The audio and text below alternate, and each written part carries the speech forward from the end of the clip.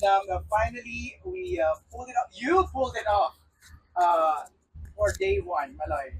Eh, ano kanina naiiyak ka? Grabe, hindi lang po talaga ako makapaniwala na it's all nangyari yun lahat. Yung pinaghirapan namin ng ilang buwan at pinagplanuhan ng ilang okay. Yung mga pinagplanuhan po namin ng ilang buwan at pinaghirapan namin and yung sacrifices namin for this performance, sobrang sarap sa puso na talagang we did our best and naramdaman namin yung suporta ng mga Pinoy and I hope na nagpakilala kami talaga sa buong mundo. Okay, question. Ano yung una yung pasok sa isip nyo nakita niyo yung crowd? Grabe. Actually, bago kami pumunta sa backstage pa lang, nagtitain namin sa phone namin. Girls, may pupunta ba? May tao ba? Kasi super aga namin. Like, ang init pa. Like, hindi siya yung usual time na pupunta yung mga tao. Pero nung kaninang pumasok kami yung intro ng Shaggy D, punong-puno. Punong-puno, nakataas yung Philippine flag. Ang dami naming blooms, ang daming mga casuals. Like, we just can't believe na ganun kadaming tao yung nag-abang sa amin. And dahil sa nakita naming crowd, tumaas pa yung confidence namin nung kami kumuha ng lakas buong show. So, thank you so much, Blooms. Thank you to everyone who watched. I hope naging Bloom na kayo. Welcome to the Bloomniverse. Beaniverse pala. Kinakanta nila yung songs natin. So, Oh my God, kinakanta po nila yung songs namin. And feeling ko, yung iba din na casuals, parang nagpa-party sila, yung headbang sila yung sa Out of My Head. Sobrang parang nawala yung kaba namin, nag-enjoy na lang kami sa stage. Talagang nakangiti kami all throughout. Sobrang saya lang na makita yung support talaga ng lahat ng tao na nanood. Even sa live streams, we know na grabe talaga yung supporta nila. Gumising sila ng maaga, sabi nga ni Miss MQ, gising ang buong ABS kasi nanood talaga sila. Yeah, so maraming salamat po. Pero kulit yung sinasabi niyo na nakikita mo yung mga casuals na singing the lyrics of your song. Gaano kahalaga yun para sa'yo as an artist? Oh my God, sobrang halaga po nun kasi parang nare-recognize na-acknowledge yung, alam mo, yung hard work na ginagawa naming Bini. Kasi kami naman, nag-release kami ng songs na talagang tatatak sa mga tao. So, sobrang amazing lang na alam nila yung mga songs namin and naaaliw sila pag pinapakinggan nila yun. Gwen, anong pakiramdam na sobrang smooth ng pagtanggal? Wow!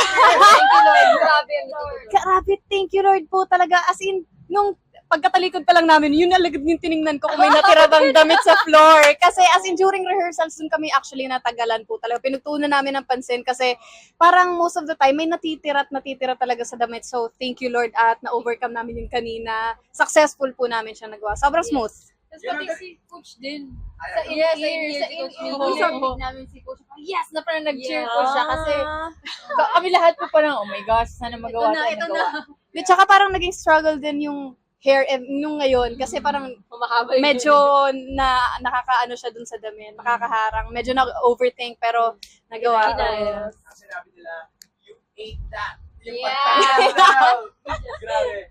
Stocks number 1 trending worldwide. Wow. Bini. Yes. Anong pakiramdam nito na parang you guys are on top of the world? Wow, grabe. Parang dati hindi namin ine-expect na mangyayari lahat ng to. Parang very humble lang yung beginnings namin na from scratch talaga to now na top 1 ba tayo? Top 1 worldwide trending. Thank you so much, Po Blooms.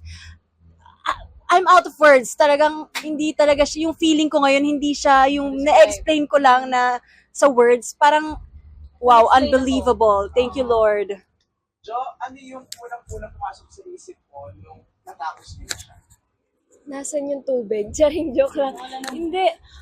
Nung natapos na, happy lang ako kasi hindi naman kami nag-expect na may sisigaw sa amin eh. Parang okay na sa amin na may manood kahit sabihin namin 10 blooms na taga dito sa California, okay na sa amin yun. Pero grabe, kung maririnig yun, kung pwede lang marinig sa live stream yung sigawan ng mga tao sa live, sobrang nakakawala ng kaba, nakakadagdag ng confidence. Kaya nung natapos kami, parang may fulfillment sa puso namin na okay, parang may lugar talaga tayo sa global stage. Yun yung realization ko. At umiiyak ko ang aming mother sa CR ngayon. At iba sumuporta ang mga Pinoy talaga. Iba talaga.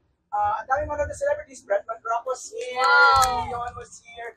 Mix, anong pakiramdam? Also, the, what do you call that? The Beanie Chella Flame. Yes! Sobrang nakaka-touch po to have other Filipinos who have a huge influence here in the US. So for them to watch us, nanonood po sila. Yes. Okay, wow! Sobrang grateful namin, and it just goes to show how supportive Filipinos are and how proud we are to represent our country. And I'm so grateful for the Blooms here in the US kasi they really raised enough money to do all these different kinds of things just to express their love for us. That's why thank you so much po. Blooms, Team US, Team Philippines, Team Canada, Team Dubai, Team Universe. We love you! Okay, love last you. question. Among all sa nag-perform kayo, anong favorite nyo? Being on stage, ha? Being on stage, yung naramdaman niya na, Ay, sigaw ko. Mix, ikaw. Ay, Sige. sigaw ko muna. Ano di ko gets? Etong part na to, yung song. Sa Pantropiko. Bakit yun, Lo? Bakit yun? Parang tumigil yung mundo. Parang akuan, para siyang nag-pause yung mundo. Tapos pantropiko lang yung naririnig ko. Tapos yung sigawan nila, Ay, oo, ang ganda, ang ganda. Galit? Ako, aside from that, yung nagtanggal ng costume. Grabe gulat ng mga tao. Kasi wala, perfect lang everything talaga. Thank you, Lord. Thank you, Lord. Gwen? Ako personally, yung karera, yung hindi pa nagsisimula, parang ako, dun ko tinake time yung parang nag-emote ako deep down. Parang eternalize. Oh my gosh. Ganon. Sing moment. Ako naman po yung intro, lalo na yung tinanggal namin yung salakot namin talaga. Yes, here we are. We will bring the Philippines to the desert. Parang ganun yung feeling. I love it. Aya? Ako yung pinaka-end na dance break kasi yung parang ang bilis ng pangyayari tapos biglang may pause and then Pantropiko pa last song. So, nanamnam namin yung moment na yun. Tama. Maloy? Ako, aside from what they said, out of my head, ewan ko, may something sa out of my head na ang magical niya today. Yeah. No, sa tabi namin. Oo. Nag-ano sa out of my head. Mine po, actually dalawa. One is yung karera, yung palakpak, yung last chorus. Sino ba? Grabe, mapalakpak sila lahat kahit di nila alam yung sinasabi ng lyrics.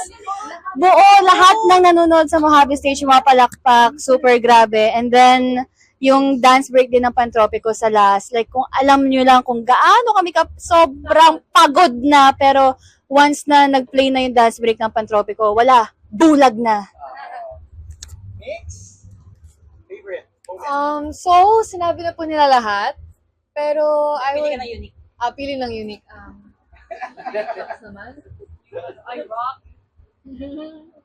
Ako yung Shaggy dance break. Kasi sobrang pinaghirapan po namin yun ni na Ate Maloy and Joanna. Lalo na hindi nag-split si Jo, guys! Nag-split si Jo! Nag-split si Joe. Okay, what's Kaya next? siguro siya nawala ng boss. What's next for Beanie after this? Manonood po tayo.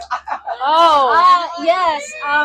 Abangan niyo po kami. So, week 2 Coachella, we're gonna be performing still. And then, Grammys, we're gonna be attending Grammy Museum. And then, kaka-announce lang, actually kanina, the Billboard, in the awards. So, we will be also attending that. And many more pasabog. Yes! Big video ng Billboard, ha? Grabe! Yes! Sobra. Last year. Tapos ng last year si Miss Sarah. That's right. Kehlani, Sarah Larson, Kate Masha McRae. Kate McRae, Talia. Alam mo ba Talia? Yeah. Okay. Congratulations, girls, again! Thank you. Beanie at Coachella.